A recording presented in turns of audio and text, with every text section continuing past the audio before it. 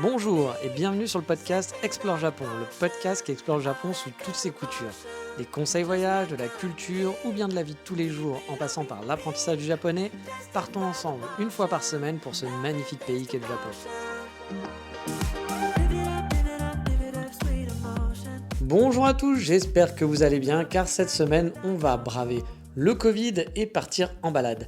Mais je vous laisse le temps de préparer votre sac à dos pendant que je vous narre, oui on narre maintenant sur Explore Japon, le sommaire, vous le connaissez, de l'émission.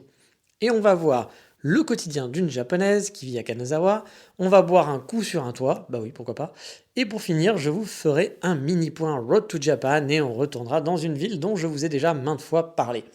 Mais où il est temps de reprendre le sac à dos en mode Dora, let's go. Je serai là donc, je vais être la map, vous savez, la fameuse map de Dora l'exploratrice. C'est génial parce que je parle de Dora comme si je connaissais la série alors que je n'ai jamais vu aucun épisode. Et donc voilà, je vais parler pendant tout cet épisode, telle une map qui va vous guider avec cette voix insupportable, je suis la map, wouh. Bon non, on va la rejouer avec une voix normale, hein, je vous rassure. Et donc cette semaine, on va dans la préfecture de Kyoto. Mais on va pas être à Kyoto, on va aller un petit peu loin de Kyoto vu qu'on va se balader dans un endroit où on y accède via un bus touristique. Oh. Alors le trajet dure un peu plus d'1h30 environ, hein, avec un bus, ce que j'appelle un bus touristique, c'est que c'est pas un bus qui va de s'arrêter à plein d'arrêts pour rentrer à la maison, c'est un bus spécial direct qui fait quand même quelques pauses sur le trajet. Alors j'ai même un peu halluciné d'avoir des pauses. Parce qu'1h30, vous n'avez pas besoin de faire des pauses pipi toutes les demi-heures, faut pas déconner. Bon, a priori, le japonais ne tient pas à une petite vessie, je ne sais pas, mais voilà, on avait fait quelques pauses sur des stations, genre de stations d'essence, des sortes de stations d'arrêt. Je trouvais ça un peu ridicule, on fait une pause d'un quart d'heure, mais bon, pourquoi pas. Voilà, il y a des gens peut-être qui ne supportent pas les trajets d'1h30. Chacun ses problèmes, comment dire. Et donc voilà, c'est un bus que vous pouvez prendre directement à la Kyoto Station. Donc il faut aller vers la sortie sud de la gare. Donc en gros, pas du côté où on voit la Kyoto Tower. Alors attention, il ne doit pas y avoir plein de bus non plus dans la journée, hein. Donc c'est à planifier, parce que c'est vraiment un bus balade, comme je vous le disais, hein, pour aller à une destination touristique. Au niveau du prix, ça vous coûtera de mémoire, je crois que c'était 3500 yens pour l'aller-retour, ce qui donne environ une trentaine d'euros. Je crois qu'on peut y aller aussi en train. Enfin, pas qu'en train, parce que c'est un train aussi, et il faudra prendre un bus ensuite. Mais j'avais l'impression que c'était beaucoup plus compliqué, avec pas mal de changements au final. Bref, le bus direct sera beaucoup plus efficace. Il y a des billets en aller simple ou des billets aller-retour au passage. Donc si vous voulez rester sur place et ne plus jamais revenir et vous cacher dans la campagne japonaise, c'est jouable aussi. Et en plus, ça sera plus économique. Pour cette balade, moi j'avais rien organisé. J'avais fait le suiveur totalement. C'était mon ami Vola qui m'avait convié à la suivre avec certains de ses camarades de classe. Et donc du coup, j'avoue, moi elle m'a dit achète ce billet, j'ai acheté ce billet. Je savais même pas vraiment où on allait. J'ai un peu suivi comme ça. Voilà, avant que je parte en fait du Japon, j'avais fini mon école. C'était pendant mon dernier mois et elle m'a proposé ça. Je me suis dit, bon, une dernière balade en février dans un endroit que je connais pas. Il y avait plus l'école, c'était un peu l'occasion. Je me suis dit allez ouf, allons-y. Mais c'est vrai que je vous ai toujours pas dit finalement où on va. Donc on va partir dans, comme je l'ai dit, le nord de Kyoto, dans un village qui s'appelait, alors je le fais pas de mémoire parce que je me rappelais pas du tout, je me rappelais de l'endroit où j'étais allé, je me rappelais que c'était dans le nord de Kyoto, mais j'avoue je ne me rappelais pas du nom, donc j'ai fait mes petites recherches. Et le village c'était Nakamaki Miyamacho Kita. Voilà, donc Nakamaki Miyamacho Kita. Alors c'était un tout petit village qui est réputé au final pour ses vieilles demeures traditionnelles avec les fameux toits en chaume. Il y aurait a priori plus de 200 maisonnettes, mais je dois avouer, ça me paraît beaucoup. En fait, j'ai lu qu'il y avait 200 maisonnettes avec des toits en chaume parce qu'ils considèrent tous les petits villages qui sont autour, qui fait en fait, c'est une ville qui, si je dis pas de bêtises, s'appelle Miyama, je pense, ou Miyama quelque chose. Et là, en fait, c'était un village spécifique de tout le petit coin, des petits villages qui sont entre eux. Et bien entendu, dans ce genre de village, on y trouve donc des maisonnettes traditionnelles avec les toits en chaume, mais aussi le fameux onsen, hein, c'est un peu le classique de ce genre de lieu touristique. Alors moi, j'étais allé en plein hiver, comme je vous le dis, c'était avant que je parte du Japon, une fois que j'ai vécu en 2018 au Japon, et j'ai quitté mon école en janvier. J'ai eu un mois en gros sur place avant de devoir rentrer, on m'a laissé un mois avant que mon visa se termine, donc j'ai pu profiter un petit peu, mais c'était du coup en plein hiver. Il faisait quand même très gris, il faisait pas très beau, il faisait assez moche, il y avait beaucoup de neige, enfin il y avait beaucoup de neige, il y avait de la neige, et on s'était pris des vagues entre de la neige, du déluge, et il faisait très froid. Bref, c'était pas forcément le meilleur moment pour faire une visite, je pense, du lieu, mais bon, j'avais pas le choix, c'était ce moment-là, et puis c'est tout. Du coup, bah, vous l'avez compris, hein, j'ai pas pu vraiment profiter à fond, vu qu'il faisait vraiment super froid et moche. Donc pour faire de jolies photos, bah, c'était quand même un petit peu compliqué, mais pour autant, j'ai quand même passé un moment sympathique. Alors, je vais pas vous mentir, hein, c'est pas the place to be pour un voyage au Japon, hein. C'est pas le premier endroit où on va aller, hein. Mais bon, si vous habitez le Kansai, que vous êtes en PVT, que vous êtes un étudiant, etc., ça peut valoir le coup de se faire un petit day trip par là-bas. Le village est donc composé de jolies maisonnettes traditionnelles, hein, en bois. Le village, il est un peu, on va dire, il est enclavé entre une montagne et une petite rivière dans une genre de petite vallée. Bref, oui, tout est petit avec moi. Quand on est au Japon, bah, les Japonais sont pas bien grands, donc tout est petit. Ou alors c'est peut-être parce que je n'ai pas assez de vocabulaire. C'est à vous de choisir. Bon, en tout cas, on est dans cette petite vallée, et on est bah, en plein dans le paysage carte postale, hein, de la campagne japonaise. Alors attention, hein, vous y trompez pas, c'est quand même un vrai village d'habitation, hein. Il y a des gens qui habitent sur place, même s'il y a certaines des maisons qui ont été transformées en activités touristiques, ça reste quand même un lieu, c'est pas Disneyland. Par exemple, quand j'étais allé à, ah, j'ai un trou. Bah, j'étais allé dans une ville au Japon, Takamatsu. Voilà, non, Takayama. Takayama, parce que Takamatsu, c'est l'autre. C'était Takayama, parce que c'est à la montagne. Yama veut dire montagne, c'est comme ça que je m'en souviens, mes mots techniques. Donc à Takayama, il y a un village folklorique, etc. aussi, dans la ville de Takayama, mais c'est une reconstitution. Donc il n'y a pas vraiment des gens qui habitent. C'est un peu comme si vous alliez dans un musée, puis vous payez pour rentrer. Là, non, non, hein, c'est un vrai village. Il y a des vraies maisons, il y a des vrais gens qui habitent, il y a des vraies fermes. Mais il y a aussi voilà, quelques petites activités touristiques, car il y a quand même beaucoup de touristes. C'est pas un village perdu au milieu de nulle part et que personne n'y va. Il y a un bus touristique qui va, donc vous vous doutez bien qu'il y a quand même des activités touristiques sur place. Par exemple, on va trouver, bah, il y a un café, il y a deux ou trois cafés. Ouais, peut-être pas trois, je m'emballe un petit peu, mais il y a au moins un café, ça c'est sûr. Il y en avait au moins un deuxième, un café-restaurant. Moi, j'avais fait un café qui était en mode assez à l'ancienne, sur un tatami, où on peut boire bah, voilà, un café lambda qui n'était pas très bon pour moi, hein, c'est pas un café de coffee shop. Vous vous en doutez, hein, c'est pour ça que je ne vous le mettrai pas dans ma liste des coffee shops où aller. On pouvait boire du thé, il y avait des petits gâteaux, c'était un endroit sympa, hein, mais c'est vrai qu'en termes de café, c'était pas the place to be. Mais pour se poser, puis de toute façon, vous n'avez pas un choix monumental, hein, donc bah, ça faisait le job, surtout par temps de pluie, et quand il faisait très froid, on était content de se poser là-bas. Il y avait aussi, il me semble, des restaurants et des petites auberges où on pouvait dormir, mais j'ai pas testé tout ça, mais voilà, il y avait quelques petites choses dans ce genre-là. Alors, j'avais oublié en fait vraiment d'en parler, enfin je vous en ai parlé un petit peu, mais le Nakami Miyamochokita, c'est vraiment un petit village, hein, parmi plusieurs villages que compose la municipalité de Miyama. Donc bah, en fait, si vous avez une voiture ou un moyen de locomotion autre, à vos pieds par exemple, mais il faudra beaucoup marcher je pense, bah, vous pouvez voyager, enfin voguer entre les différents villages et un petit peu bah, voilà, vous balader dans la campagne japonaise. Il y a aussi sur place un musée traditionnel dans un de ces villages. Alors je ne sais pas si c'était celui où j'étais parce que j'ai pas fait de musée, mais peut-être. Parce que je pense que c'était vraiment le spot touristique dans lequel j'étais, donc à mon avis il devait être là. C'était un musée folklorique qui s'appelait Kayabuki, enfin il s'appelle toujours un Kayabuki no Sato. Donc pareil, c'est une vieille maison qui va exposer bah, des outils traditionnels, des articles ménagers du quotidien des Japonais, des décennies passées. Il y a quelques expositions aussi sur la construction et l'entretien des toits de chaume. Donc je pense que ça pourrait être un endroit sympa, mais j'avoue, moi vraiment fait le suiveur, j'avais rien préparé, je savais quasi pas où on allait. Donc bah voilà, j'ai suivi, et dans l'option, il n'y avait pas ça, donc bah, je ne l'ai pas fait. Je savais même pas qu'il y avait ça, c'est en faisant des petites recherches, parce que mes souvenirs parfois me jouent des tours, et je prépare un petit peu ce podcast, hein, parfois, je ne fais pas tout à l'arrache, hein, il faut le savoir. Et donc j'ai appris aussi qu'il y avait un autre musée qui cette fois était sur la teinture indigo. Voilà, vous savez, la fameuse teinture indigo du Japon qui est très réputée. Et bien il y a un musée là-dessus aussi, a priori, dans un des villages. Moi, principalement, vous l'avez compris, hein, je me suis baladé avec mes amis, hein, dans les petites ruelles. J'ai fait quelques photos, mais comme je vous l'ai dit, le temps n'était pas vraiment au rendez-vous pour en profiter et faire des photos, prendre son temps, flâner, etc. On a donc, bah, comme je vous l'ai répété au départ, fait une pause dans l'un des rares cafés du village. Et vu qu'il y avait en plus un peu de monde et beaucoup de pluie, vous vous doutez bien que les gens se sont rués dans les intérieurs qui permettaient voilà, de rester un petit peu au sec. Alors moi j'ai essayé de braver un peu la pluie parce que quand on a fait le café, je crois que je sais plus s'il y avait de la queue ou si ils ont mis vraiment beaucoup de temps pour nous servir. Je sais plus ce qu'il y avait, mais en tout cas moi je me suis dit j'ai laissé mes amis y aller et moi j'ai fait bah je vais quand même prendre un peu de temps parce que je trouvais ça dommage de pas aller faire des photos. Donc bah voilà, j'ai essayé un petit peu de me balader, de faire des photos, mais c'est vrai que je regrette de ne pas avoir pu visiter vraiment dans des bonnes conditions au final. Alors, ne pensez pas qu'on allait directement au café. Le bus nous a laissé un petit peu plus loin et après il a fallu marcher, je sais pas moi, peut-être une demi-heure, quelque chose comme ça, le long d'une route, puis à travers la petite campagne japonaise. Je sais pas pourquoi le bus vous laisse là-bas. Alors, c'est là-bas qu'il y a le onsen, il me semble. Il y a un genre d'auberge, etc. J'en reparlerai un petit peu plus tard. Mais il faut marcher après, en fait, le long de. Vous suivez la rivière, vous suivez la route, c'est très sympa. Et après, vous arrivez vraiment dans le village traditionnel. Donc, le village, hein, il était quand même super charmant, même si j'en ai pas hyper profité. Et franchement, pour les amoureux de maisons anciennes, il y a de quoi faire, hein. Pour ceux qui voudraient en plus rester sur place, comme je vous l'ai dit, il y a des auberges dans ces vieilles maisons. Il y en a certaines qui sont des auberges. Alors, je ne sais pas ce que vaut l'expérience parce que je ne l'ai pas tenté, mais franchement, ça doit être plutôt intéressant de dormir dans une maison traditionnelle japonaise qui, en plus, je pense, ont le confort qui va. Vous n'allez pas devoir faire pipi dehors par -25, hein, bien entendu.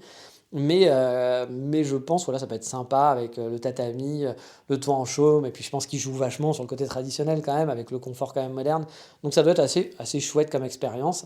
Alors, je vous parle pas, voilà, je sais pas s'il y a certains d'entre vous qui ont testé ce genre d'expérience, mais je suis pas contre d'avoir vos retours et savoir si c'était sympa ou autre, hein. Vous savez, hein, d'habitude, il suffit de venir me parler sur les réseaux sociaux. Alors, je vous parle pas de si vous avez fait un ryokan, hein. Vous savez, les ryokan, c'est les auberges qui peuvent être plus ou moins de luxe au Japon, où on va justement dormir sur un tatami, on va se balader avec son petit kimono, il y a souvent des onsen dans le ryokan, vous allez manger le matin votre poisson, ça c'est pour moi, ce n'est pas possible. Je suis très ouvert, hein, mais le repas salé du matin, c'est non, c'est no way avec moi. Vous connaissez en plus mon appétence pour la bouffe dégueulasse et la junk food.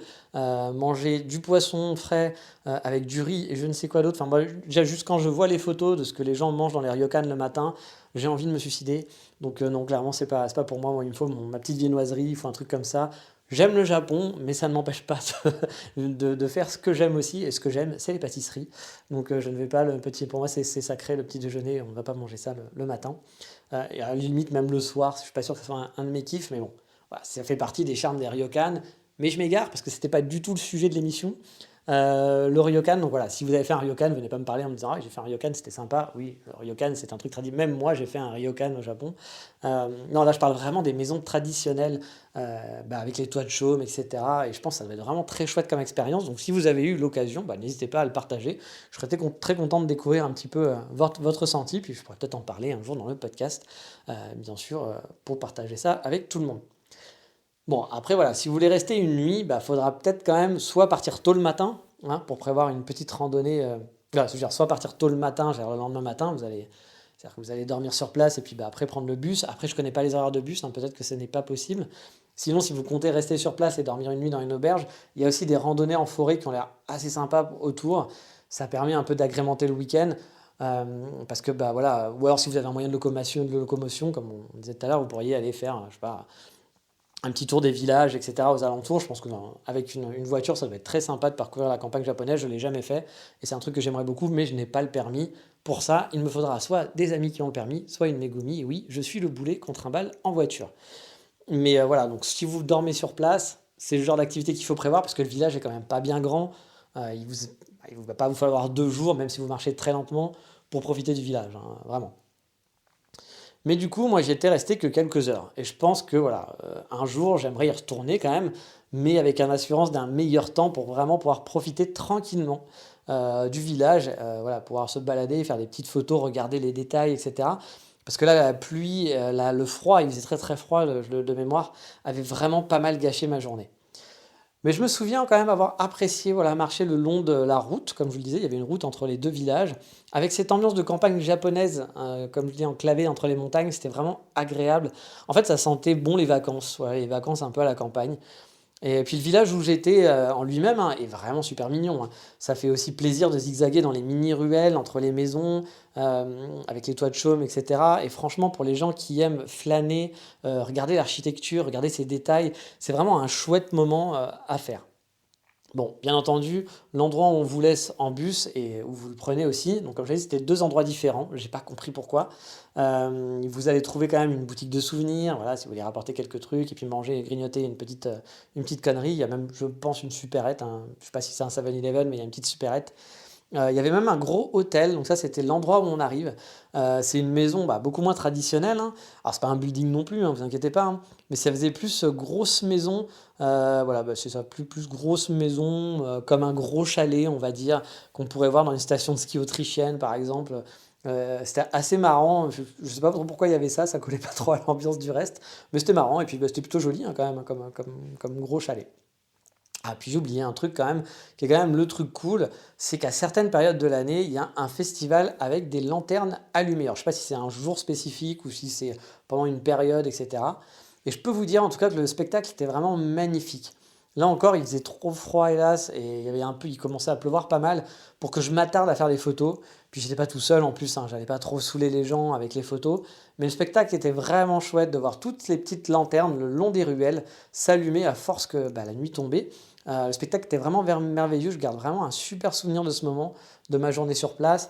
Puis il y avait des petites lanternes qui étaient sur la neige tout au long de la route. Il y avait aussi les maisons qui étaient illuminées avec des petits projecteurs. Alors, c'était pas des projecteurs de compète, hein, parce que c'est un petit village. Ça faisait un peu voilà, projecteur acheté chez Kiloutou. Mais j'ai rien contre Kiloutou au passage, hein. Si quelqu'un travaille chez Kiloutou, je m'excuse. Mais voilà, ça faisait vraiment le petit projecteur pas très cher. Et franchement, c'était plutôt mignon, plutôt mignonné. Moi, j'ai vraiment un très bon souvenir même si ça a été très rapide, parce qu'il fallait prendre le bus ensuite, et surtout qu'il pleuvait comme vache qui pisse, donc vous n'avez pas envie de rester 3 heures sur place. Mais franchement, c'était vraiment très très agréable, et le paysage était vraiment très joli. C'est pour ça que j'aimerais bien le refaire, un de ces quatre. Ça me ferait vraiment plaisir. Bref, je ne conseillerais pas pour un premier voyage, hein, bien sûr, ni un deuxième voyage au Japon, parce que c'est 3 heures de bus aller-retour de Kyoto, c'est quand même pas à côté. Mais pour les gens qui sont déjà venus plusieurs fois sur Kyoto, qui reviennent dans le Kansai et qui ont un peu fait tout le tour, même si bon, le Kansai, il y a quand même de quoi faire, hein. Il y a vraiment beaucoup de. Vous pourriez rester 1 mois dans le Kansai, 2 mois dans le Kansai de vacances. En 2 mois, vous pouvez peut-être le caser, mais quand même, il y a quand même pas mal de choses à faire tout autour. Mais voilà, donc c'est pas quelque chose, c'est pas the place to be, hein, forcément. Mais pour les gens qui sont déjà venus, voilà, et qui ont du temps, ou alors ceux qui résident sur place, hein, ceux qui sont là en PVT, ou bien les étudiants, c'est une balade qui est pas trop loin de Kyoto finalement, parce que c'est quand même 1 heure et demie en bus, donc c'est pas si loin que ça. C'est abordable, parce que c'est 30 euros. Donc ça peut faire un day trip sympa qui peut un peu vous changer de ce qu'on peut voir à Kyoto, parce que c'est vraiment différent, c'est la campagne, hein. Et puis c'est plutôt mignon, voilà, c'est plutôt mignon, ça va pas être la balade du siècle, mais ça reste une balade très très chouette. Mais voilà, on a fini pour aujourd'hui pour cette balade. Je suis désolé, l'émission va peut-être être un petit peu plus courte aujourd'hui parce que j'ai pas eu trop de temps. Je vous expliquerai un peu après pourquoi dans le coup de cœur. Donc aujourd'hui, ça va être un petit peu plus rapide. Et puis de toute façon, cette balade n'avait pas non plus. C'est pas la plus grosse balade, hein. Quand je vous dis, hein, bon, on reste quelques heures dans le village, mais ça vaut le coup. Donc voilà, regardez sur Google Maps. Si vous êtes sur le Patreon, je vous aurai mis les quelques photos que j'ai prises qui ne rendent pas forcément voilà, hommage au lieu. Donc regardez un petit peu, faites votre petite recherche. Ça peut être un coin sympa pour vous, pour vos prochaines vacances sur Kyoto. Mais voilà, maintenant, il est temps de faire quoi? De passer à Instagram comme chaque semaine.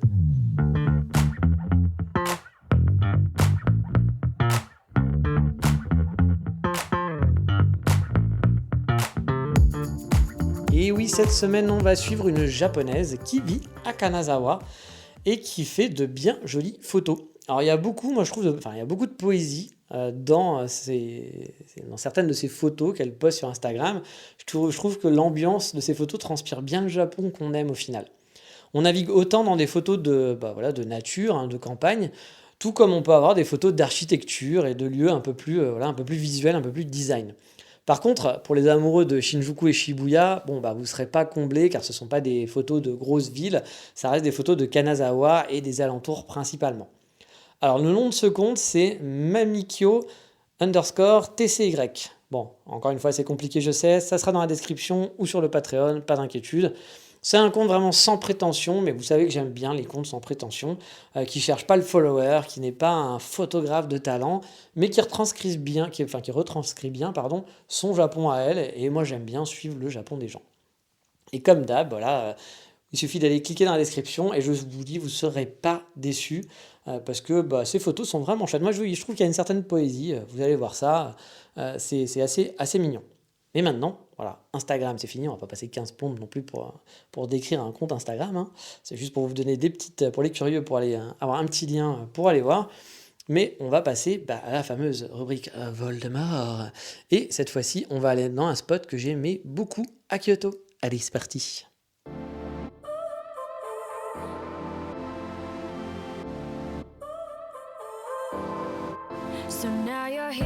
Car oui, cette semaine, pas de resto, pas de café. Mon Dieu, qu'est-ce qu'il arrive? Où il va bien pouvoir nous amener? Peut-être dans un burger café? Non, on va pas faire ça quand même. Eh bien, cette fois, on va aller dans un autre traditionnel, le bar. Oui, le bar Pardi, forcément, c'est le dernier du triptyque Bon, le triptyque aurait pu être fait d'une boulangerie, mais j'avoue, j'ai pas fait tant que ça de boulangerie. J'ai fait des petits trucs, des donut shops, des trucs comme ça, mais j'avoue, de boulangerie, j'en ai fait quelques-unes, mais pas tant que ça, et c'est quelque chose qu'il faudra que je remédie la prochaine fois, parce que j'adore les pâtisseries. Et donc on va aller cette fois dans un bar, mais pas n'importe lequel. Alors c'est pas un izakaya, etc. Non, c'est un rooftop bar. Et pour les non-anglophones, c'est quoi? Bah, c'est un bar sur un toit, tout simplement, voilà, le toit d'un immeuble. Alors j'ai découvert ce rooftop qui venait en fait d'ouvrir il y a pas si longtemps que ça, et donc était peu fréquenté, parce qu'il venait d'ouvrir quand j'y vivais, via une amie barista qui bossait au fameux café Walden Woods où j'allais tous les jours. Donc c'était en 2018. Elle m'avait invité en fait avec un ami à moi, un Français qui vivait en Écosse, enfin qui vit toujours en Écosse, et qui était venu me voir quelques semaines alors que je commençais à peine à vivre sur Kyoto. Ça faisait quoi, un mois que j'étais là. Il était venu me voir au mois de mai. Puis bah, il venait avec moi le matin au café quand moi j'allais étudier. Voilà, c'était cool. Il restait avec moi. Puis après, il faisait sa balade pendant que moi j'allais à l'école. Donc c'était plutôt chouette. Et bah voilà, elle m'aimait bien déjà à l'époque, et puis bah mon pote étant quelqu'un de sympathique aussi, elle l'a trouvé sympa dès le départ, et donc elle lui a proposé bah, de sortir avec moi un soir, et elle nous a amené dans un lieu qui s'appelle donc Gion. Je n'ai jamais su si on disait Gion ou Gion, je crois que c'est Gion, mais voilà. Enfin, je pense que c'est, oui, c'est Gion, on dit pas Gion. Mais... Donc voilà, oui, parce qu'on dit, oui, on dit pas Gion, forcément, ça ne se dit pas en japonais. Bref, ça c'est I, donc avec un Y, donc A, et, je ne sais pas. Et en fait, bah, c'est un building assez neuf, donc dans le quartier de Gyeon, qui arbitre enfin, l'immeuble, il abrite un concept store. Voilà, il y a un genre de concept store de vêtements de sport, un peu yo, wesh, t'as vu, on fait du hip-hop et on a des vinyles à l'intérieur. Je l'ai pas visité, mais c'est vrai que ça avait l'air assez joli. Il y a aussi un resto en mode là aussi un peu concept store. Je ne sais plus ce qu'il faisait exactement, mais il y avait l'air d'avoir des expos, des choses comme ça. Je sais qu'il loue certains espaces pour des événements, dont la terrasse, hein, elle est aussi louée parfois pour des événements. Donc voilà, c'est tout un immeuble qui est un petit peu un immeuble concept store, voilà, on va dire. Mais qui est assez en plus, bon, il n'est pas très joli visuellement, mais il casse un peu avec l'ambiance traditionnelle du quartier. Mais il est plutôt, voilà, il est plutôt chouette. Il est un peu, on va dire qu'il n'est pas large, mais il est un peu en longueur. Du coup, il est tout en longueur. Et donc en plus, non, je crois qu'il y a d'autres boutiques dedans, mais il n'est pas très haut, hein. Je sais plus, il va peut-être avoir 3 4 étages. Je ne sais pas si vous le savez, mais petite anecdote, à Kyoto, les immeubles ne doivent pas dépasser la hauteur de la Kyoto Tower. Alors c'est peut-être une légende urbaine et je me suis fait avoir, mais voilà, c'est ce que j'ai cru comprendre. C'est pour ça qu'il n'y a pas de gros buildings à Kyoto, parce qu'il y a une loi qui dit que bah, tous les buildings ne doivent pas être plus hauts que la Kyoto Tower. Donc vous ne verrez jamais un building de 250 étages sur Kyoto. Ça peut avoir son charme. Moi, j'avoue, j'aime bien les buildings. Et c'est aussi pour ça, par exemple, que j'adore Tokyo, parce que Tokyo, c'est des petits quartiers résidentiels et des buildings gigantesques. Et le centre de Kyoto, moi, pour que Kyoto soit parfait, bah, j'aurais aimé que le centre de Kyoto soit un chouïa plus grand et un chouïa plus buildingé, avec des plus gros buildings, et qu'on garde le reste. Voilà. Moi ça aurait été mon truc parfait. Alors, je pense qu'il y a plein de gens qui crieraient au scandale en disant: Oh mon Dieu, il veut mettre des gros buildings à Kyoto, c'est affreux, il va faire un centre encore plus gros. Je comprends tout à fait, parce que c'est vrai que c'est pas l'ambiance ni le thème de Kyoto. Mais voilà, moi, ça serait vraiment ma ville idéale pour ça, s'il y avait vraiment un gros quartier très buildingé, et que le reste bah, resterait Kyoto avec ses petites ruelles, ses petits quartiers touristiques, tous ses temples, etc. Ça m'irait très très bien. Mais bon, hélas, c'est pas ça. Donc on va retourner dans ce building avec tous ces concept stores. Et en haut, il y a donc une terrasse tout en longueur qui est aménagée en bar. Alors on y accède par un ascenseur et la terrasse est donc, bah, comme je disais, tout en longueur. Et quand on arrive, on a accès sur la gauche de mémoire à un comptoir, un genre de ciel ouvert, bah forcément c'est une terrasse, et qui bah, du coup permet de commander. Et c'est là qu'il va y avoir les baristas. Alors, ça va peut-être changer parce que je suis pas retourné depuis longtemps, mais en tout cas à l'époque, c'était comme ça. Et donc une fois qu'on a passé ce comptoir, bah, il y a tout un espace pour se poser. Il y a des poufs par terre, non, pas des Megumi de petite vertu, on n'était pas là-dessus, non, des poufs, vous savez, des petits poufs pour s'asseoir. Et puis il y a aussi, je crois, des bancs, etc. Je me rappelle plus trop exactement comment c'était aménagé, mais on peut se poser, mais après c'est le genre de truc où on reste plus debout qu'assis finalement. Alors par contre, je vais pas vous mentir, c'est totalement hipster, hein. On va pas le cacher, hein. Mais j'ai adoré ce lieu pour la vue et les cocktails. Parce que quand j'y allais, il y avait, je me souviens, alors j'ai surtout testé un cocktail, mais qui était très très bon, qui était le plus cher. Je sais plus à combien il était peut-être à 10 euros le cocktail. Mais il y avait un cocktail avec des vrais morceaux de fraises qui étaient vraiment super bons. Je sais même plus ce que c'était comme cocktail, est-ce que c'était du champagne, est-ce que c'était autre chose. Je suis pas un spécialiste d'alcool, moi j'avoue je bois des bières. J'aime bien les craft beers, mais après, pour tout ce qui reste d'alcool, je suis pas forcément un grand spécialiste. encore moins sur les cocktails. Mais là, j'avoue que c'était vraiment super chouette avec les vrais morceaux de fraises et c'était vraiment très très bon. J'ai mis une photo du cocktail sur Patreon. Donc pour les chanceux, les abonnés, chanceux, je sais pas s'ils sont vraiment chanceux, mais pour les abonnés, vous verrez à quoi ça ressemble et ça vous parlera peut-être un petit peu plus. Et du coup, bah, dans ce rooftop qui donnait sur la Kamogawa, donc la grande rivière de Kyoto, bah, il y avait une ambiance qui était vraiment cool et vraiment chouette. Alors c'était encore une fois l'ambiance hipster, hein, comme je le disais. On rencontrait principalement des hipsters kyotoïtes, un peu artistes, un peu snob parfois. Bah, Kyoto c'est la ville des snobs, hein, faut pas l'oublier, mais qui était quand même sympa dans l'ensemble. Ça dépendait des gens, hein. Par exemple, il y avait un mec que je n'aimais pas du tout et que je croisais malheureusement souvent. Je l'appelais Monsieur Nintendo. Alors pourquoi? Parce que c'était un Français qui était insupportable au passage et qui travaillait chez Nintendo. Que je croisais, parce que vous savez, Nintendo, c'est la ville, sa ville, c'est Kyoto, hein. Le siège social de Kyoto, siège social de Kyoto, c'est rien. Le siège social de Nintendo est à Kyoto, donc il y a beaucoup de gens qui travaillent chez Nintendo parce que Nintendo emploie pas mal de personnes. Alors, ils ont une très jolie vieille demeure qu'ils vont transformer en hôtel. C'est une honte monumentale. Après, chacun fait ce qu'il veut, mais ils auraient pu en faire un musée. Ça aurait fait un musée, mais magnifique de Nintendo, parce que la demeure, elle est sublime. C'est là où il y avait les anciennes cartes à jouer, et tout, etc. C'est en plus grand. C'est dans le centre de Kyoto, dans un quartier hyper mignon. Alors, je pense que les voisins auraient détesté, parce qu'il y aurait eu des tonnes de touristes qui seraient venus, et du coup, le quartier serait devenu invivable. Donc, je pense que comment ça s'appelle, les riverains sont très contents, et peut-être que c'est à cause de ça aussi qu'ils ne l'ont pas fait. Mais à la place, on va faire quoi? Un hôtel. Un hôtel qui va être designé par rapport à un designer connu, je crois, qui sera pas du tout dans l'ambiance Nintendo, hein. Je crois pas du tout que ça va être ça.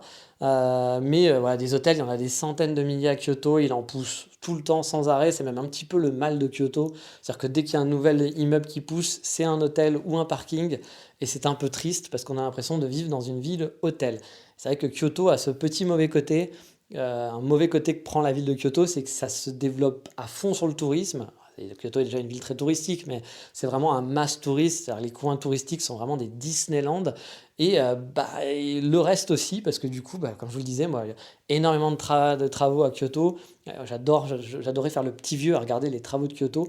Et souvent, bah, voilà, c'était des nouveaux hôtels qui étaient construits, des nouvelles auberges de jeunesse, des nouveaux machins. Et c'est vrai que c'est un peu triste, parce que du coup, bah, on a l'impression que ça devient Disneyland, vraiment, avec les coins touristiques et tout le reste du centre qui est une zone d'hôtel et d'auberge de jeunesse. Et c'est un petit peu dommage. Alors, c'est ce qui fait vivre la ville aussi, mais c'est vrai que quand ça devient too much, c'est un petit peu dommage, je trouve. Et donc voilà, cette fameuse maison Nintendo, bah, elle va être. Alors, j'espère qu'elle sera pas totalement détruite parce qu'elle était très jolie, vraiment. Euh, et c'est vraiment, moi je m'étais dit, mais ils auraient fait un concept de musée ici, mais ça aurait cartonné. Un musée Nintendo, mais ça. Alors après, effectivement, c'était peut-être pas l'endroit le plus pratique pour faire un musée, il y aurait eu des queues de fous, etc. Mais bon, on pouvait faire un musée où il fallait réserver à l'avance, et du coup, bah voilà, seules les personnes qui ont des tickets peuvent y aller. Ça aurait évité qu'il y ait 72 000 personnes dans la rue qui attendent, qu'il y ait des bus de partout, etc. Je pense qu'il y avait moyen de s'organiser, et c'est vraiment dommage. Et les bureaux de Kyoto de Nintendo sont tout simplement dégueulasses. Voilà, ils ont des vrais bureaux maintenant dans la banlieue de Kyoto et ils sont dégueulasses, c'est immondissime. C'est un immeuble, on vendrait des photocopieuses, ça serait pareil. Alors j'ai rien contre les vendeurs de photocopieuses, mais vraiment ça fait pas rêver quoi. Je sais pas qui a designé les mecs de Nintendo. Tu sais, ils ont un peu de pognon, ils auraient pu se dire on fait un truc un peu fun ou un truc joli ou un truc en mode Kyoto quoi. Ah non, bah ils ont pas mis l'argent dans le building, hein, ça c'est sûr. Il est neuf, il est moderne, hein. Mais alors vraiment, on dirait le building de la Cogip, pour ceux qui connaissent, je suis un grand fan. Voilà, c'est vraiment assez dégueulasse. Donc, revenons au sujet, à ce monsieur Nintendo, qui n'est en plus pas du tout le sujet de ce rooftop, mais je le croisais à chaque fois que j'allais là-bas. C'est donc un Français insupportable, que je croisais en plus souvent à Walden Woods. C'est le genre de mec que je déteste, qui parle fort, qui se montre, qui fait le gars cool. Il te parle, voilà, si on a dit que c'était cool de te parler, sinon il va t'ignorer totalement. S'il voit qu'il n'y a pas d'intérêt de te parler, il te calculera même pas, même si tu es à côté de lui et que quelqu'un est avec toi, qu'il connaît, il te regardera même pas, il t'adressera même pas la parole. En gros, il va te parler que s'il y a écrit que c'est cool sur ton front, quoi, voilà. Je déteste ce genre de gars et manque de bol, je le croisais souvent dans les lieux où j'allais parce que bah voilà, le monde kyotoïte un peu hipster va tous dans le même endroit, c'est un peu normal. Comme je dis, Kyoto c'est un petit village, donc on croise toujours les mêmes personnes et c'était pour moi ma grande tristesse de le croiser. Et forcément, donc à chaque fois que j'allais là-bas, il y était aussi, voilà.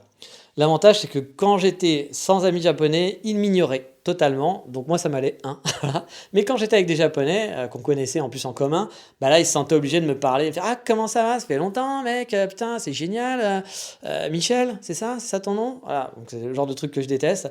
Puis ils parlaient super fort, ils se la ramenaient tout le temps, bon heureusement ils me parlaient que 5 minutes donc ça allait pas très loin, mais je me souviens que par exemple une fois dans le rooftop, il y a un autre rooftop en contrebas qui a un restaurant et le mec il était en haut et bon, il parle très bien japonais cet enculé, pardon. Euh, et donc bah du coup il y avait des filles qui étaient en bas dans le truc, alors plutôt mignonnes, des Megumi. Et du coup il a fait son show et puis ah les filles, faut venir ici, alors faut monter les Megumi, ah là là c'est super. Ah j'en pouvais plus, enfin vraiment c'est tout ce que je déteste. Et je vous dis, c'est vraiment un gros snobard de première qui vous parle que si il y a un intérêt de vous parler, qui va faire comme si vous connaissez alors qu'il vous a jamais parlé. C'est vraiment le genre de type que je déteste. Et c'est Monsieur Nintendo, voilà, qui doit toujours vivre là-bas, je suppose, hein, a priori. Et c'est très triste, voilà. Parce que je le croisais du coup, et il m'a un peu foiré parfois certaines soirées. Bon, pas vraiment foiré, mais pendant 5 minutes, voilà, j'étais là, je fais ah non, il y a encore Monsieur Nintendo, il va me saouler. Donc voilà. Je pense que maintenant, il ne va plus là-bas, Monsieur Nintendo, parce que ça doit être devenu bah, très touristique, hein. C'est sûrement un peu moins sympa qu'au départ. Il y avait vraiment pas grand monde, hein, moi, quand j'y allais, parce que c'était pas connu, il venait juste d'ouvrir. Et après, il est passé dans beaucoup de magazines. Il est situé en plein Gyeon, donc quartier touristique par excellence. Et quand je dis touriste, hein, je pense pas forcément qu'aux gaijin, hein, mais aussi à des Japonais venus se faire mousser, voilà, sur le rooftop, etc., à boire les fameuses cocktails aux fraises. Je pense que maintenant, ça a dû perdre un peu de son charme au niveau de l'ambiance. J'ai rien contre les touristes, mais enfin, quand vous allez dans un endroit qui est tranquille, avec une belle vue, qui est sympa, il n'y a pas trop de monde, c'est cool. À partir du moment où c'est rempli de personnes, ou que voilà, on a à peine que les gens vont se faire des selfies toutes les 15 secondes, que vous tapez les uns contre les autres, bon bah ça devient, pour moi, ça perd son charme. Mais bien sûr, c'est encore très personnel, hein, vous en doutez. Mais bon, j'avoue, ce rooftop, qui n'est pas le seul à Kyoto, hein, au passage, hein, il y en a d'autres, hein, était vraiment cool. Parce qu'il était, donc comme j'ai pas trop blindé, il y avait une super vue sur la Kamogawa, donc de nuit c'était vraiment chouette. Et ça donnait, ouais, ça te faisait aimer Kyoto encore plus de voir la Kamogawa et de voir Kyoto un peu en hauteur en train de siroter ton cocktail. C'était vraiment chouette. Comme je vous dis, en plus ces cocktails étaient plutôt bons, hein. Le cocktail aux fraises, je l'ai fait tester par plusieurs amis et à chaque fois ça a eu son petit succès. Alors j'ai pas pu y aller souvent par contre, car il était ouvert principalement j'ai plus les dates, hein, mais c'était ouvert surtout pendant l'été. Bah oui, forcément c'est un rooftop. Et puis bah moi vous savez que l'été à Kyoto c'est pas trop mon truc, hein, c'était pas ma passion. Ce qui était un peu dommage parce que moi ça m'aurait pas dérangé d'y aller en automne ou l'hiver, hein. Moi je suis pas très frileux donc aller prendre un petit cocktail l'hiver, j'aurais bien aimé, mais malheureusement bah, je suis pas allé aussi souvent que j'aurais aimé. Si j'avais été peut-être, parce que mes amis aussi aimaient pas trop aller boire des coups, etc. Si j'avais eu des amis un peu plus buveurs, pas forcément picoleurs, hein, parce que je suis pas trop dans la picole non plus, mais genre aller boire un verre de temps en temps, bah, je pense que j'aurais traîné un peu plus souvent dans cet endroit le soir. Mais bon, c'est vrai que mes potes, c'était pas trop leur tasse de thé, ils préféraient aller au resto, donc on allait au resto. Mais en tout cas, c'était un endroit, moi, que j'ai vraiment beaucoup aimé, pardon, parce que je ne les ai pas beaucoup aidés, j'aurais donné un peu d'argent, mais pas tant que ça. Je pense que si je retourne m'installer à Kyoto, bah, j'essaierai d'y retourner en espérant vraiment que l'ambiance soit toujours aussi cool que quand j'y allais, malgré son succès et ses passages, comme je vous ai dit, dans des centaines de magazines hipsters. Mais allez, fini de boire un verre, on va maintenant passer au coup de cœur. Et on va parler un petit peu aussi de HS Road to Japan, parce qu'il n'y a pas de quoi faire un HS Road to Japan, mais j'ai des petites news à vous donner, donc voilà, écoutez ce petit coup de cœur.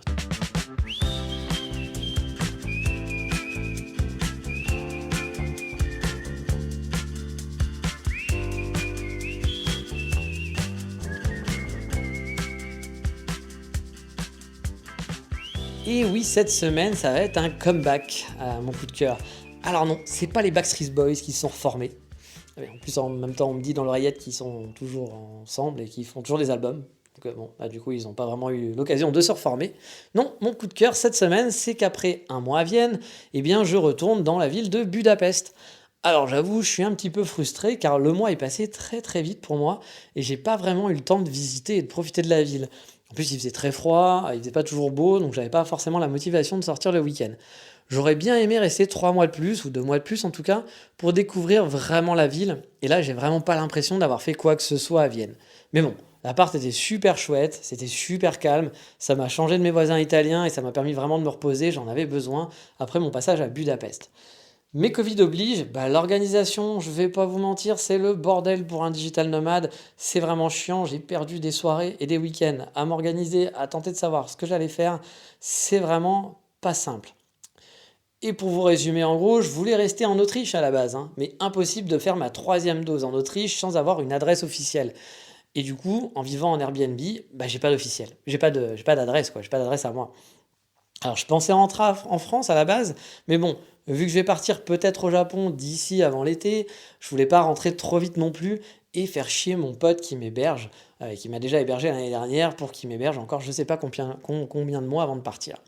Parce que d'après mes calculs, là, mon pass sanitaire se finissait fin avril. Du coup, ça me laissait un peu de marge. Mais ça c'était au mois de novembre-décembre, quand le pass était valide 9 mois au lieu d'un an. Puis depuis janvier, bah, c'est descendu à 7 mois. Et du coup, entre-temps, vu que j'avais jusqu'à avril bah voilà, pour profiter de mon. Avant de me faire ma troisième dose, je m'étais dit bah, de me refaire un mois à Budapest, c'était tranquille. Surtout que les vols de Vienne à Paris m'arrangeaient pas vraiment, donc je me suis dit que j'ai le temps d'aller à Budapest un mois et qu'il y avait des vols plus cool pour entrer sur Paris à ce moment-là. Sauf que, bah oui, ils ont encore changé la validité du pass sanitaire. Du coup, mon pass n'est plus valide début mars, alors que j'étais en train de me dire que j'allais, enfin jusqu'à fin avril, je veux dire, alors que j'étais en train de me dire que j'allais peut-être faire justement 2 mois supplémentaires, parce que j'avais jusqu'à fin avril, donc j'avais le temps de rester un peu à Budapest. Puis en plus, les apparts à Budapest, hein, c'est beaucoup moins cher qu'en France, parce que en France, les Airbnb sont vraiment hors de prix. Donc niveau organisation, bah, je vous passe plein de détails, mais depuis fin décembre, c'est vraiment chiant. Je m'étais donc résigné à rentrer en France le 12 février, parce que mon pass sanitaire s'arrêtait en mars. Mais en plus, j'ai appris que le 15 février, le pass aura une validité de 4 mois, ou 5, je sais plus. Donc en gros, mon pass ne sera plus valide. C'est-à-dire que là, mon pass, il est censé être valide jusqu'à début mars. Mais finalement, en février, le 15 février, bah, il sera plus valide début mars. Donc si je rentre entre le 15 et début mars, bah, en fait, je peux pas, je vais avoir des ennuis, il va falloir que je fasse des tests PCR, il va falloir que je fasse machin, il va falloir que j'attende une semaine en faisant mon test, parce que finalement, bah, là où il devait être valide, bah, il sera plus. Donc voilà, c'est ça tout le temps, les dates changent tout le temps, donc pour s'organiser, c'est une vraie chienlit, comme on dit. Alors qu'à la base, hein, il devait tenir jusqu'à fin avril, donc moi je m'étais organisé au départ avec cette idée en tête. Bref, ça change tout le temps, et pour booker des trucs, c'est super compliqué, je suis toujours obligé de tout changer, de tout réfléchir, de tout revoir, je passe des soirées à faire ça, et ça me gave, hein. Au passage, j'ai failli donc pas faire ce podcast cette semaine pour la première fois, parce que bah, voilà, j'ai toujours fait un podcast au moins par semaine. Et pour la première fois, il n'y aurait pas eu d'épisode pendant une semaine, mais finalement, bah là, il est dimanche, il est 21h39, je suis en train d'enregistrer. Donc vous voyez, hein, vous allez avoir le podcast quasiment en direct. Et du coup, je m'excuse au passage pour les membres Patreon qui n'auront pas pu l'avoir à l'avance comme d'habitude. Enfin bref, je pensais rentrer le 12 février et me faire vacciner donc le lundi 14, un jour avant la fin de mon pass finalement, donc c'était un peu chaud. Et puis en fait, j'ai trouvé une autre solution. Le Airbnb que j'ai réservé à Budapest n'était pas réservé pour la suite. Je me suis donc dit que j'allais faire ce que je voulais au départ, réserver jusqu'au 16 avril et juste me faire un aller-retour de quelques jours en France, début février, pour me faire vacciner, pour avoir ma troisième dose. Et normalement, sauf lockdown, dans un des deux pays, ça devrait être gérable en laissant ma valise ici, quoi. En gros, je partirai avec un petit sac à dos, je ferai l'aller-retour et je reviendrai, ça m'évitera de tout bouger. Mais bon, j'ai vraiment beaucoup galéré pour trouver une solution viable pour faire tout ça. Et franchement, être nomade en temps de Covid, c'est pas super funky, hein, je vous le promets, hein. Et puis tout ça, c'est aussi à cause du Road to Japan. Bah oui, on en vient. Parce que je vous fais pas de hors-série depuis quelques temps, tout simplement parce que ça bouge pas. Voilà, ça bouge pas beaucoup de mon côté. Les frontières sont fermées au moins jusqu'à fin février. Donc bon, voilà. La boîte à Tokyo qui est censée faire le portage salarial n'a toujours pas conclu de deal avec ma boîte. Ils ont même toujours pas répondu. Le mec était en vacances. Il a prévenu qu'il partait en vacances. Il est revenu là. Donc ça fait une semaine qu'il est revenu. Et aux dernières nouvelles, je crois pas qu'il ait répondu encore aux questions. Bref, il a pas l'air de se speeder beaucoup, ce qui m'agace un petit peu, mais bon, j'ai pas trop le choix, c'est comme ça, hein. Donc mon dossier n'a pas du tout avancé. Après, rien de grave, hein, c'est juste de la lenteur, hein. Ma boîte au Canada m'a même bien soutenu pour me dire qu'il ferait le maximum pour que je puisse y aller, donc ça, c'était plutôt chouette. Mais voilà, ça n'avance pas, donc pour le moment, pas de hors-sujet malheureusement. Et là, je pense qu'au mieux, je pourrais partir en mai ou en juin, et bon, ça c'est vraiment les trucs un peu optimistes, hein. Mais bon, c'est comme ça, hein, et en plus, rien n'est sûr, comme je dis, vu que tout dépendra de l'ouverture des frontières. Si les Japonais décident d'ouvrir les frontières en octobre, eh ben, je pourrais pas partir avant octobre, hein, quoi qu'il arrive. Donc voilà, je suis un peu dans le doute, donc c'est un peu compliqué pour s'organiser, mais je devrais rester à Budapest jusqu'à mi-avril et faire un petit passage en février pour ça va être avant le 15 février pour me faire avoir ma troisième dose et être au moins tranquille quelques mois, en tout cas jusqu'à mi-avril et mon retour en France. Et après, on verra, ça va dépendre comment avance le Japon. Mais pour l'instant, je me donne jusque-là. Mais voilà, mon coup de cœur, c'est quand même que je retourne à Budapest, qui me fait économiser quand même 800 euros sur 2 mois, donc on va pas cracher dessus, hein, par rapport à si j'avais dû prendre un Airbnb en France, par exemple, parce que les appartements sont beaucoup moins chers qu'ailleurs, et en plus, le café et la vie de tous les jours est moins cher aussi. Pour vous dire, j'économise 100 euros par mois sur mon budget café, qui est très grand, vous le savez, et j'économise aussi 100 euros par mois sur mon budget pour manger tous les jours. Alors, pas les restos, hein, mais ce que j'achète pour manger tous les jours. Donc forcément, sur 2 mois, ça fait des économies. Donc je suis content de revenir ici. En plus, mon appart, il est à 5 minutes de mon café préféré. L'appart est pas hyper chouette, c'est pas le meilleur Airbnb que j'ai. J'ai une connexion internet qui est vraiment très très très très très très très très très très pourrie. Donc ça va être un peu compliqué pour travailler. Heureusement, je reste qu'un mois ici en faisant une semaine de passage sur Paris donc pour faire ma vaccination. Donc je devrais pouvoir me débrouiller avec ma connexion 4G de mon téléphone, etc. pour bosser. Et après, j'ai pris un autre appartement. En arrivant ici, j'ai vu que l'appartement n'était pas assez bien. Donc j'en ai pris un autre pour la suite de mon passage à Budapest, où là, je me suis bien renseigné. J'avais demandé si Internet était rapide. On m'avait dit que oui. On m'a menti. Voilà, Internet n'est pas du tout rapide. Là, l'autre appartement m'a vraiment dit combien de mégas il avait, etc. et tout, et ça suffira pour travailler. Et en plus, il sera beaucoup plus beau. Donc j'ai hâte d'être dans ce futur appartement, même si je viens d'arriver dans mon nouvel appartement. Mais là, ça fait plaisir. Je suis revenu à Budapest. La ville est chouette, c'est quand même agréable, c'est quand même une ville agréable. Je suis allé dans mon café, on m'a dit, voilà, ils m'ont tous dit bonjour, ils se sont rappelés de mon prénom, ils se rappelaient que j'allais à Vienne. Ça me fait toujours halluciner, alors que moi je ne connais pas leur prénom. Bah oui, c'est triste, hein, je suis un sale type. Mais voilà, c'était plaisant et je me suis senti un peu un genre de mini retour à la maison, même si Budapest ne sera pas le Japon pour moi, hein, vous l'aurez bien compris. Mais voilà, ça fait plaisir ici, on fait des économies, moi j'ai mes habitudes, donc voilà, c'était quand même chouette. Je préfère ça que de rentrer en France au final. Mais voilà, pour cette semaine, c'est terminé. C'était un épisode un petit peu brouillon, je m'en excuse, mais j'ai dû tout préparer un peu à l'arrache. J'ai écrit le podcast aujourd'hui, je l'ai enregistré là à 21h, j'ai préparé les posts, etc. Donc voilà, c'était un peu fait à l'arrache parce que j'étais sur les routes et que j'ai dû gérer plein de choses. J'ai dû acheter mes billets d'avion, encore une fois, pour mon fameux aller-retour troisième dose, on va l'appeler. Aujourd'hui, c'était pas prévu. Ouais, j'ai dû organiser plein de choses. Quand vous changez d'un pays à l'autre, les règles sont pas les mêmes. Par exemple, ici, on vous demande pas de test PCR pour l'instant. En Autriche, il fallait un test PCR en plus des 2 doses. Euh, voilà, faut tout chercher, tout regarder, ça change tout le temps. Puis vous avez des infos assez difficilement parfois. Donc c'est vrai que c'était un peu crevant. C'est pour ça que je rêve d'une chose, d'aller au Japon, parce que je kiffe le Japon bien sûr, mais aussi pour avoir mon appartement, pour avoir mon chez-moi, ne plus bouger, ne plus avoir rien à voir à faire. Voilà, une fois que tout l'administratif sera fait, que j'aurai fait ma déco et que j'aurai mon appartement sympa, je n'irai plus sur Airbnb pendant de longs mois, voire des années j'espère.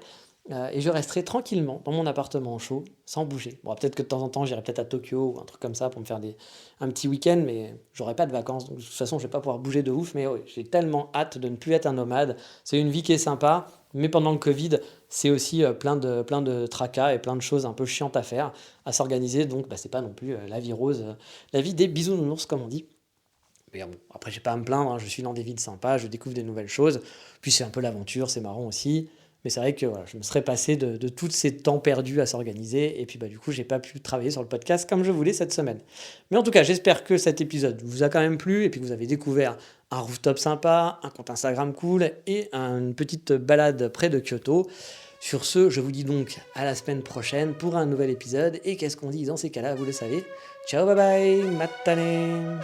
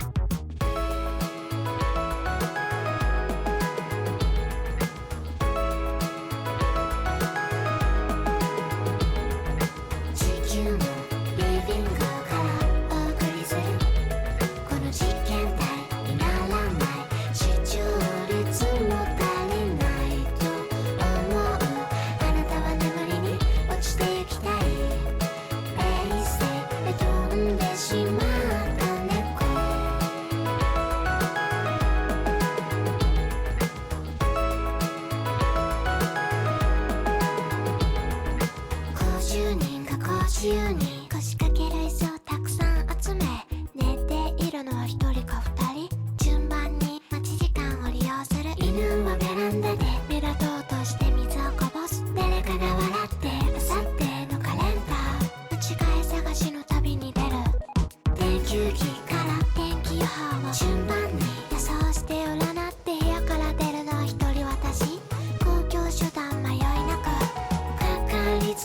緒にお願いする